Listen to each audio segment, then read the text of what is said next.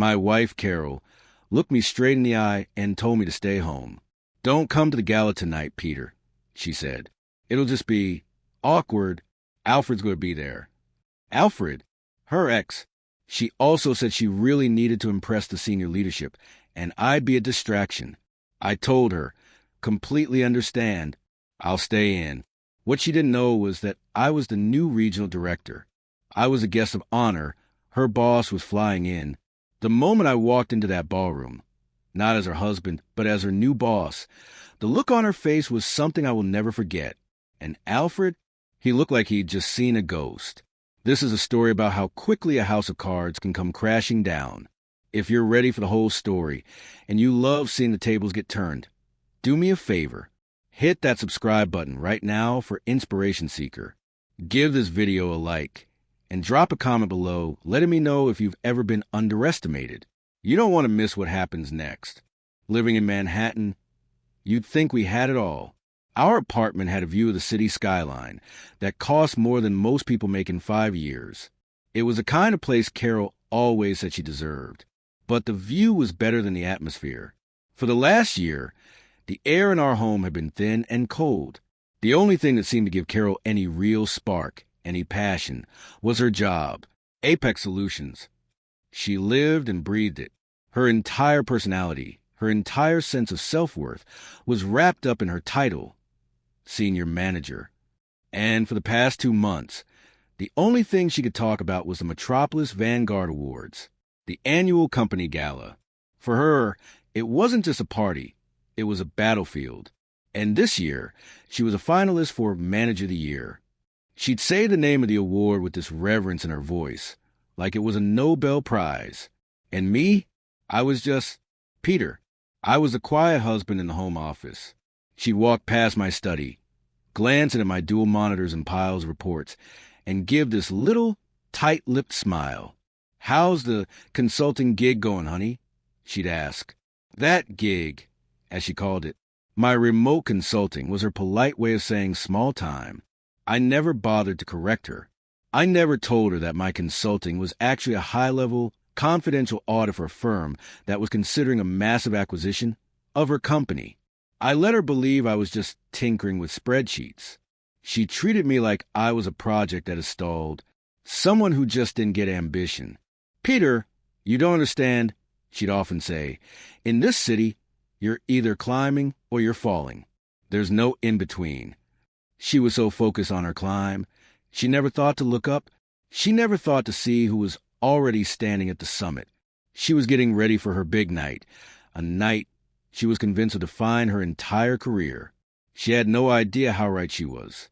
The day of the gala, I woke up to the sound of Carole already buzzing around the apartment, a ball of nervous energy. I was in the kitchen, just making a simple cup of coffee. When she walked in, she wasn't wearing her usual sharp corporate armor. She was in a silk robe, holding her phone, but her eyes already had that battlefield intensity. "Peter, listen," she started, stopping a few feet away. It was the same tone she used when she was about to cancel plans she never wanted to make in the first place. "About tonight." I leaned against the counter, sipping my coffee. "Yeah, the big night. You ready for it?" "I am, which is why—" She hesitated, trying to find the right words. "Look, I think it's probably best if you don't come." I kept my expression neutral, just raising an eyebrow. "Oh, I thought we'd gotten the tux cleaned and everything." She sighed, a quick, impatient sound, like I was a problem she just didn't have time to solve. "I know, honey, but tonight it's just critical. It's not a party. It's work."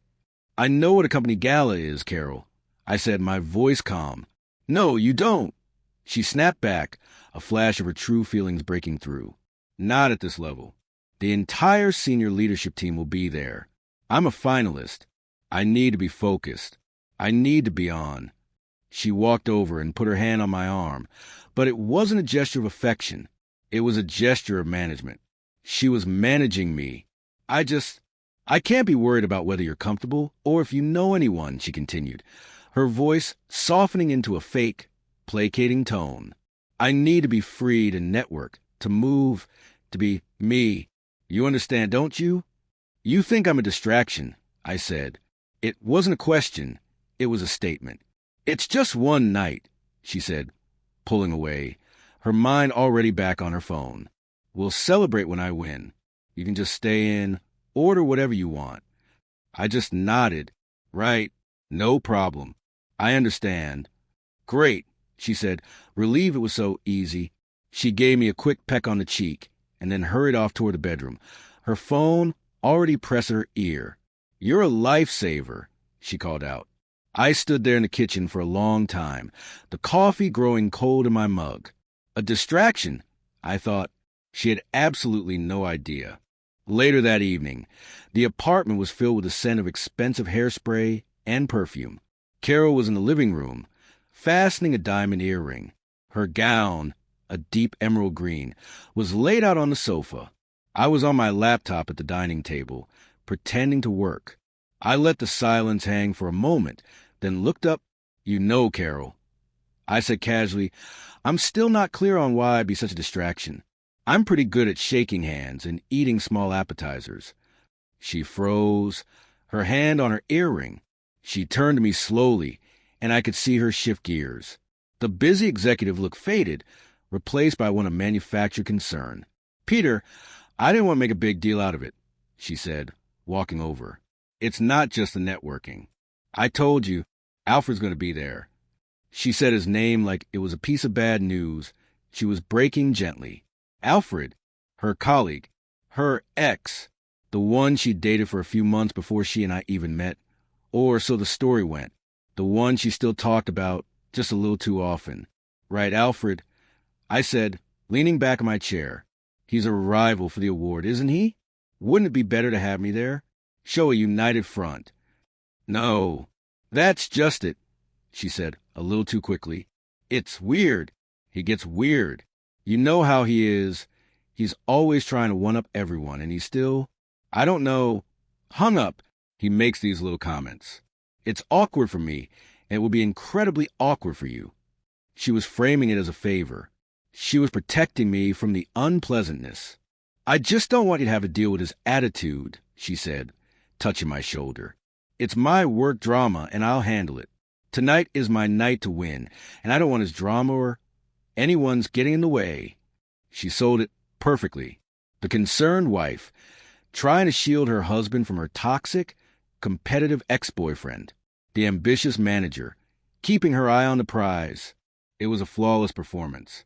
Okay, I said, closing my laptop. I get it. Makes sense. Go win, Carole. Thank you, she breathed, genuinely relieved. She grabbed her gown and headed to the bedroom. I promise, I'll make it up to you this weekend. I watched her go. She wasn't worried about me feeling awkward. She was worried about me being there. She was worried about the ex she was supposedly trying to avoid. The lie was so clean, so simple, and it was the last one she'd ever get to tell me.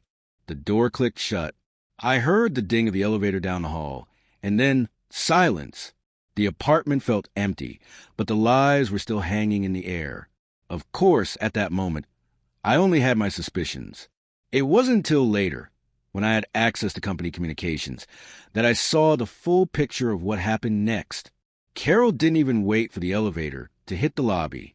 The second she felt she was in the clear, she pulled out her phone. Her fingers were flying across the screen. Her first text wasn't to her boss. It wasn't to her colleagues. It was to Alfred, a simple, triumphant message. He's not coming. The coast is clear. Tonight is our night. You see, Alfred wasn't just an awkward ex. That was the cover story for me. And he wasn't just a work rival. That was the cover story for the rest of the office. The truth? They were partners. In every sense of the word. The affair had been going on for over a year. While I was in my home office, tinkering with spreadsheets, my wife was collaborating with Alfred. And tonight's gala? It wasn't just a competition between them. It was a coronation for them. They had a plan. A nasty, brilliant little piece of corporate sabotage. They weren't just competing for Manager of the Year. They were working together to make sure a third person, a woman named Sarah Jenkins, would lose. Sarah was the actual frontrunner, a genuinely talented manager who, unlike them, had earned her spot.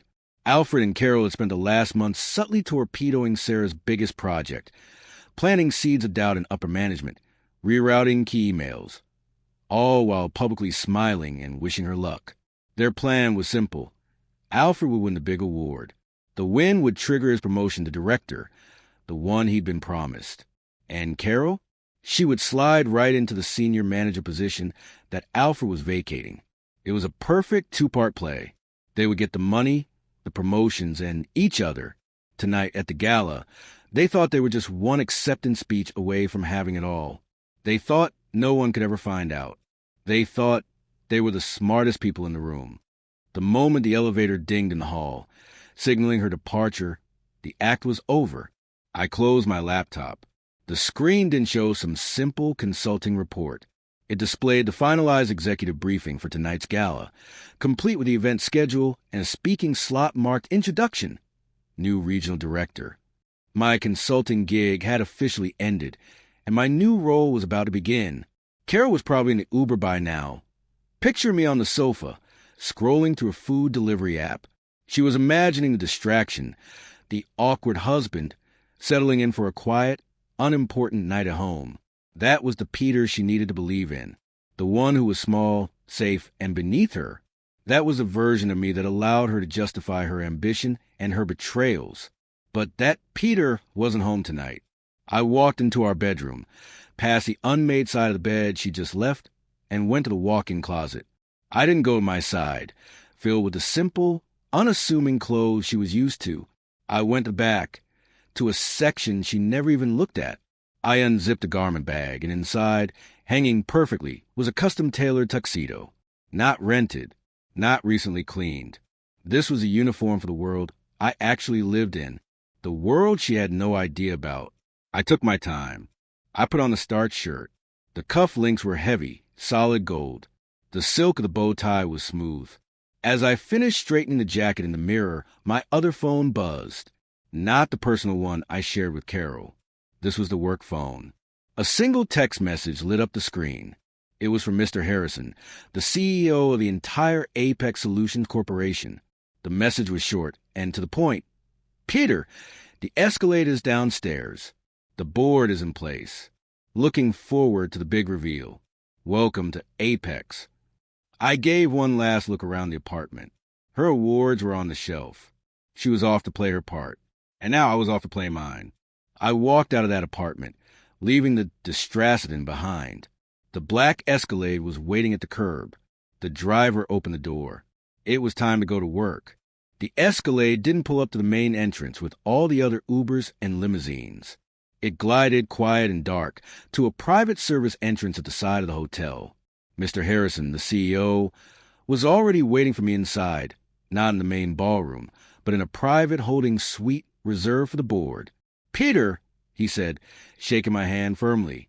He was a man in his late 60s, with an energy that could make a 20-year-old tired. Glad you're here. The board is thrilled. They're all waiting at the main table.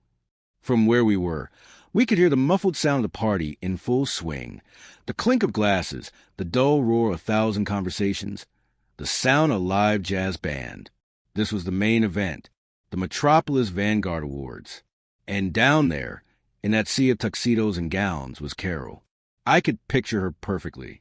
She wasn't just at the party. She was holding court. She and Alfred joined at the hip, champagne flutes in hand. They would be laughing, that loud, confident laugh she used when she was trying to prove a point.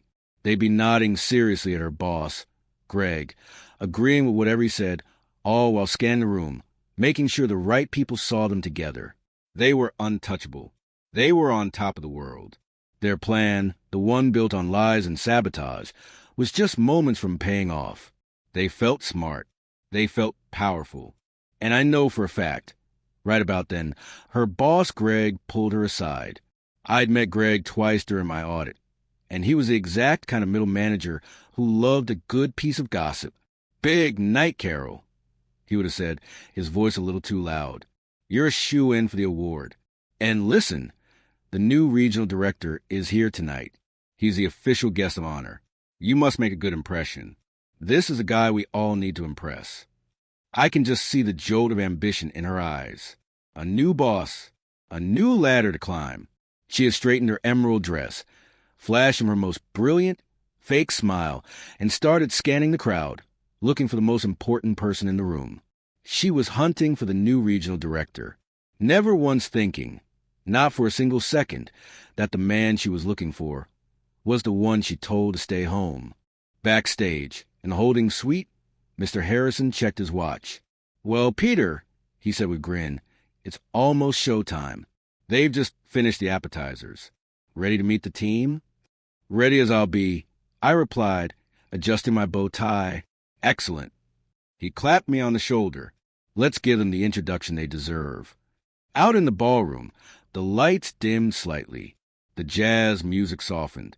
The polite roar of 1,000 conversations quieted down as Mr. Harrison walked onto the main stage, stepping into a warm, bright spotlight.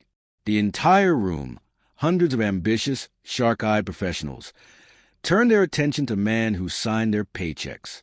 I could see the feed on a monitor backstage. I saw Carole and Alfred, standing near the front, both holding fresh glasses of champagne. Carole was leaning in, whispering something in Alfred's ear, a smug little smile on her face. They looked like royalty, surveying their court. "Good evening, Apex Solutions." Mr. Harrison's voice boomed, full of authority and warmth. The room burst into applause. "It is wonderful to see you all here," he continued. "This year, we are not just celebrating our achievements. We are celebrating a new beginning, a new era of leadership. As many of you know, the East Coast Division has been treading water for the last 2 quarters. I saw Carole's smile tighten. She knew this. This was a problem she and Alfred were so perfectly solving. "So," Harrison said, "the board and I decided we needed a new vision. We needed a leader who wasn't just part of the system, but who understood how to build one. We didn't want a manager. We wanted a visionary." The anticipation in the room was electric. This was the moment. The man we chose is someone who comes to us after turning our entire European market around in 18 months. He did this not by following the rules, but by rewriting them. He's a man who understands that results are the only things that matter. Harrison paused, scanning the faces in the crowd. He's been working undercover for the last 2 months, auditing this very division. He already knows who the players are. He knows who's earning their keep, and he knows who isn't. On the monitor, I saw Alfred smile completely vanish. "It is my distinct honor," Harrison declared, "to introduce the man who will be leading us into that new era. Please give a warm Apex welcome to our new regional director, Mr. Peter Davis." The name Peter Davis echoed through the ballroom. For 99% of the people in that room, the name meant nothing. It was just a name. They applauded politely, craning their necks, ready to see who this new, mysterious visionary was. But for 2 people, that name hit like a physical blow. Backstage, a production manager gave me the cue. "You're on, Mr. Davis." The main spotlight shifted from the stage and shot like a laser beam toward the massive oak doors at the back of the ballroom. As if on cue, those doors swung open. I walked in. I didn't rush. I walked slowly, deliberately, letting the moment land. I wasn't just walking into a party. I was walking into my new office, my new territory. The applause continued, but a new sound joined it, a wave of confused, excited whispering. "That's him?" I kept my eyes forward, fixed on Mr. Harrison, who was beaming from the stage. But out of my peripheral vision, I saw her, Carole. She was frozen. Her hand, the one holding the champagne, was stuck halfway to her mouth. Her smile, the one she'd been wearing all night, was gone. It hadn't just faded, it had shattered. Her face was a mask of pure, unfiltered, agonizing disbelief. She looked like she was trying to solve an impossible math equation. The man on the stage, the name, the man in the doorway, her Peter, the distraction, her husband, it didn't compute. Her world, her entire carefully constructed reality, was breaking apart in real time. I walked right past their table. I didn't look at her. I didn't acknowledge her. I was no longer the remote consultant she had dismissed that morning. I was the regional director. And I was walking toward the stage, toward the VIP table, toward the CEO, and toward my new life. The whisper in the room grew louder as hundreds of people watched this unassuming man, who looked nothing like the distraction Carole had described, take his place as the most powerful man in the room. I walked up the small steps onto the stage. The applause was a roaring wave of sound, but I barely heard it. I shook Mr. Harrison's hand firmly. He clapped me on the back, his grin wide and genuine, and gestured for me to take the podium. He'll say a few words in a moment, Harrison announced to the crowd. But first, let's get the award started. The lights shifted. The music swelled. This was my moment. Before I sat down at the main VIP table, I allowed myself one single, deliberate look out at the room. And I found her. She was exactly where I had last seen her, but she was no longer the confident, ambitious woman who had left our apartment. She was a statue. Carole's hand was still holding that champagne flute, but it had tilted. A thin, steady stream of golden liquid was pouring over her fingers, dripping onto the emerald green silk of her gown. She didn't notice. She couldn't feel it. Her face, it was beyond pale. It was the color of ash. Her mouth was slightly open. Her eyes were wide, and I could see the frantic, terrified calculation behind them. She wasn't just shocked. She was replaying everything. Every lie, every dismissal, every how's the little consulting gig, honey? Every excuse about networking. She was reliving every single time she had underestimated me. And she was realizing that the man she had barred from the party was the one man she needed to impress. And then I looked at Alfred. He was a different story. He wasn't just shocked. He was gone. His color hadn't just drained. He looked green. He looked like he was going to be physically sick right there on the ballroom floor. He wasn't looking at me. He couldn't. His eyes were darting around, from his glass to the floor to the exit sign. He wasn't just realizing his lover's husband was the new boss. He was realizing that the undercover auditor Mr. Harrison mentioned, the one who knew exactly who was faking the numbers, who was sabotaging projects, who wasn't earning their keep, was me. Carole was looking at her ruined marriage. Alfred was looking at the end of his career. He looked like a man who had just heard his own prison sentence read aloud. The award ceremony started, but I honestly couldn't tell you who won a single thing. The rest of the night was a blur for most people, but for me, it was crystal clear. I sat at the VIP table, next to Mr. Harrison, nodding and smiling as managers I'd never met came up to introduce themselves, their hands outstretched, their eyes wide with a mixture of curiosity and sudden respect. I didn't skin the crowd for Carole or Alfred. I didn't have to. I could feel their panicked energy radiating from across the room. After about 30 minutes, as a lesser award was being announced, I decided it was time. I leaned over to Mr. Harrison. "Excuse me for a moment," I said quietly. "There's an urgent personnel matter I need to handle." He nodded, a knowing look in his eye. "Go ahead, Peter. The night is yours." I stood up. A hush fell over the tables nearest to me. I didn't walk off the stage. I descended from it. I walked calmly, purposefully, across the floor. I didn't stop at their table. I walked right past it, heading directly for the two security guards I had seen posted near the main ballroom doors. I spoke to them quietly for a moment, and one of them nodded, his eyes finding Alfred in the crowd. Then I turned around and walked back. This time I stopped. Carole was still there, though she looked like she'd aged 10 years. Her dress was stained. Her makeup was ruined from silent, terrified tears. Alfred was next to her, sweating through his tuxedo, his face a mask of primal fear. He was muttering, we're done," over and over. I didn't look at my wife. Not yet. I looked directly at the man she'd chosen over me. "Mr. Johnson," I said. My voice was low, but it cut through the air like a razor. Alfred physically flinched, his head snapping up. "You, me, and the head of security," I said, gesturing to the guard who was now walking toward us. "My new office, which I believe was your old one. Now." Alfred's legs gave out. He stumbled, catching himself on the table. He didn't say a word. He just went. The guards silently escorted him out of the ballroom and out of the company. The entire table was silent, watching this happen. And then, finally, I turned my gaze to Carole. She looked up at me, her eyes pleading, desperate, full of a terror I'd never seen before. She opened her mouth, and my name came out as a broken whisper. Peter.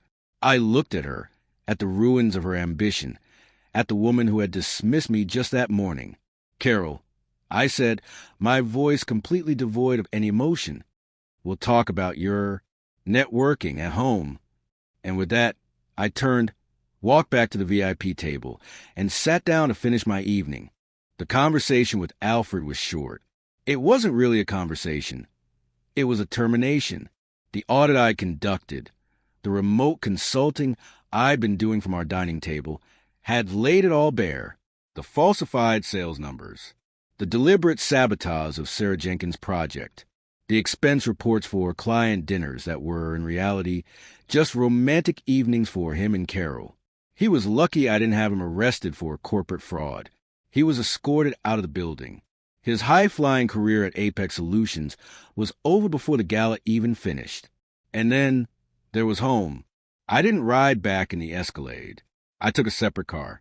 Carole, having been told to wait for me by the CEO's assistant, was already in the lobby. Her emerald dress now just a stained, crumpled mess. The ride home to the apartment was silent. The silence was louder than any argument could ever be. When we got inside, the dam broke. She tried to cry. She tried to apologize.